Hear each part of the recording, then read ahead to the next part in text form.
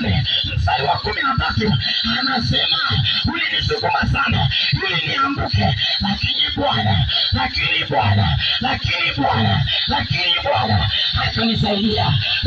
Bwana akanisaidia, anayekusukuma ili uanguke, anayetamani uve mwaka huu, atakufa yeye, hautakufa, utaishi. Zaburi 118 mstari wa 17 anasema sitakufa, nitaishi niasimulie matendo ya makuu ya Bwana.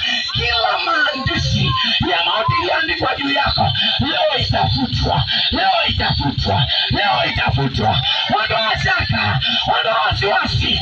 Damu ya Yesu imemwagika msalabani ikutangazie huru. Isaya anasema Roho wa Bwana yu juu yangu. Kwa nini? Ili abadilishe mambo. Uchungu uliopo ipate kuondolewa, huzuni uliopo upate kuondolewa, kukata tamaa upate kuondolewa. Roho wa Bwana yu juu yetu. Tutaomba na tutaachiliwa, tutaomba na tutainuka, tutaomba na tutafanikiwa, tutaomba na tutatoboa. Yes.